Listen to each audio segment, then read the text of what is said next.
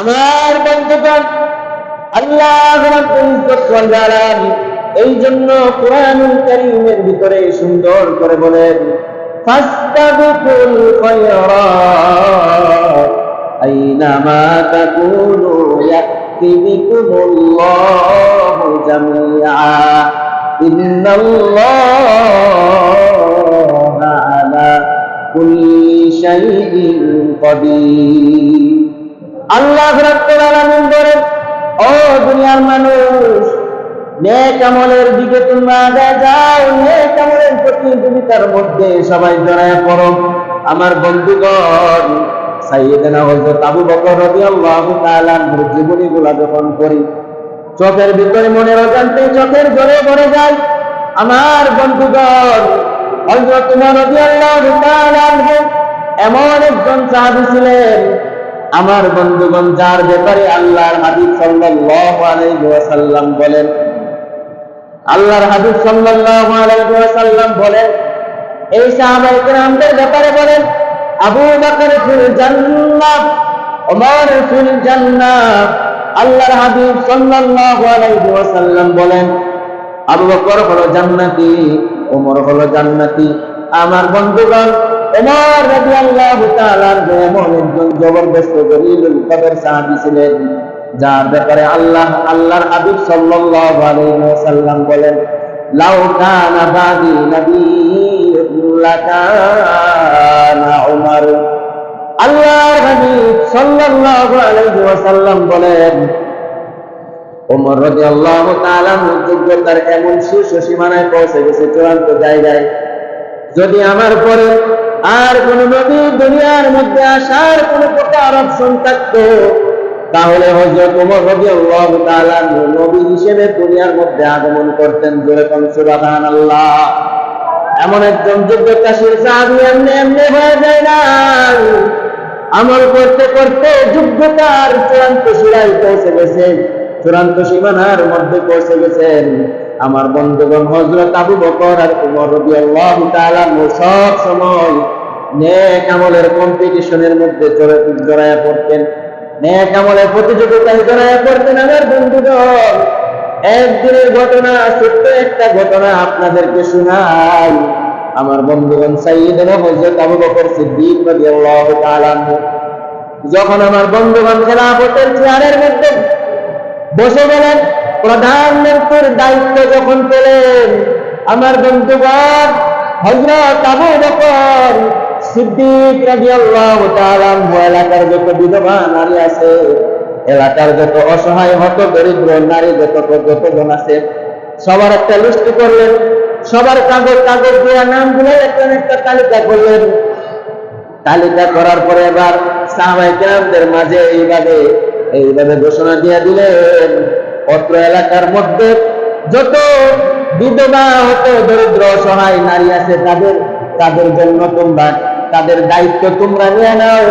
এমন ভাবে সাহাবায়ে কেরামদের মাঝে এইভাবে যখন ঘোষণা দিয়ে দিলেন, আমার বন্ধুগণ, সমস্ত সাহাবায়ে কেরাম আমিরুল মুমিনিন হযরত আবু বকর সিদ্দিক রাদিয়াল্লাহু তাআলা আনহুর আদেশটাকে পুঙ্খানুপুঙ্খানুভাবে মানতে শুরু করলেন।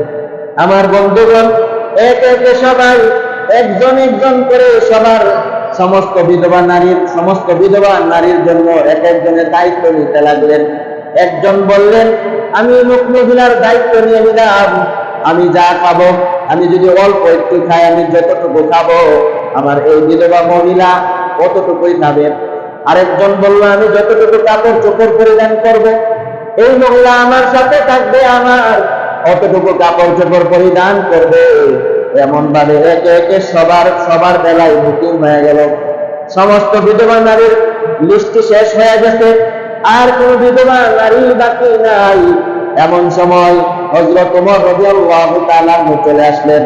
ওমর রাদিয়াল্লাহু তাআলা এই ঘোষণা শোনার পরে সুন্দর করে এই চাঁদ গুলাকে এভাবে আঙ্গুল দিয়ে ধরলেন, হাতের মধ্যে লাগায় দেখতে লাগলেন, আর কারো নাম বাকি নাই। এক থেকে প্রথম থেকে একবারে শেষ পর্যন্ত এভাবে সার্চ করে করে চলে যাইতে লাগলেন। একজনের নাম আর বাকি নাই, একজনের নাম এই পর্যন্ত বাকি নাই। এমন সময় নিচের দিকে তাকায় দেখলেন, একজন হত দরিদ্র জীর্ণ শীর্ণ একেবারে বৃদ্ধ একটা মহিলার নাম মাত্র বাকি আছে। এই বৃদ্ধ মহিলার বেলায় আর কারো নাম বাকি নাই। এই বৃদ্ধ মহিলার ব্যাপারে কোন সাহাবী বুকিং দেয় নাই। হযরত ওমর রাদিয়াল্লাহু তাআলা আনহু, আমিরুল মুমিনিন হযরত ওমর রাদিয়াল্লাহু তাআলা আনহু বললেন, এই মহিলার সমস্ত কাজের দায়িত্ব আমি নিয়ে নিলাম। মহিলার বেলায় সব কাজ আমি করব।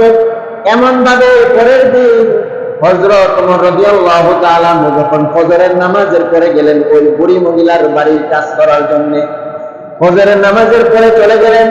আমার বন্ধুগণ, এখান থেকে একটা জিনিস প্রমাণিত হয়ে যায়, সকাল বেলার কাজের মধ্যে বরকত আছে।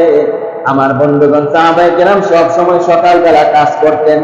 আগের যুগের মানুষেরা সকাল সকাল কাজ করতেন, কারণ আল্লাহর হাবিব সাল্লাল্লাহু আলাইহি ওয়াসাল্লাম দোয়া করেছেন সকাল বেলা, ও আল্লাহ রাব্বুল আলামিন, আমার তোমার বান্দা বান্দীদের মধ্যে, আমার উম্মতের মধ্যে যারা সকাল বেলা কাজ করবে তাদের কাজের মধ্যে বরকত দিয়ে দাও। আমার বন্ধুগণ, দেখবেন সকাল বেলা যারা ঘুমায় থাকে, আল্লাহর হাবিব সাল্লাল্লাহু আলাইহি ওয়াসাল্লাম বলেন, যেই সমস্ত মানুষ সকাল বেলা ঘুমায় থাকলো, ফজরের নামাজের পরে যারা ঘুমায় থাকে, ফজরের নামাজটা পড়ে না, ঘুমন্ত অবস্থায় তাদের সামন দিয়া সূর্য উদিত হয়ে যায়, তারা কখনোই ব্যবসার মধ্যে সফলতার দ্বার প্রান্তে পৌঁছতে পারে না। আমার বন্ধুগণ, এজন্য সকালবেলা কাজ করতে হবে। সকালবেলা যদি কাজ করেন তাহলে আপনার ব্যবসা বাণিজ্য কিংবা কাজকর্মের ভিতরে বরকত হয়ে যায়। এখন তো বর্তমানে সায়েন্স বিজ্ঞান এই কথা প্রমাণ করছে যে সকালবেলার যে আবহাওয়া, সকালবেলার যে আবহাওয়াটা আছে এটা শরীরের জন্য অনেক স্বাস্থ্যকর।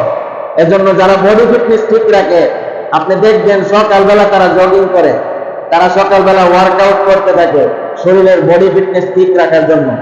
এবং আল্লাহর হাবিব সাল্লাল্লাহু আলাইহি ওয়াসাল্লাম বলেন যে সকালবেলার আবহাওয়ার মধ্যে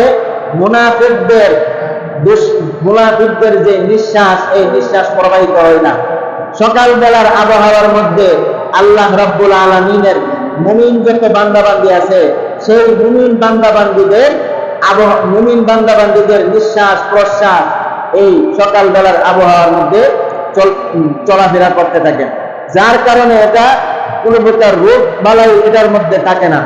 আপনি যদি কোনো প্রকার সকালবেলা যদি চলাফেরা করেন, তাহলে আপনার ভিতরে এই যে আবহাওয়াটা অনেক সুস্বাস্থ্যকর আবহাওয়া, শরীরের জন্য অনেক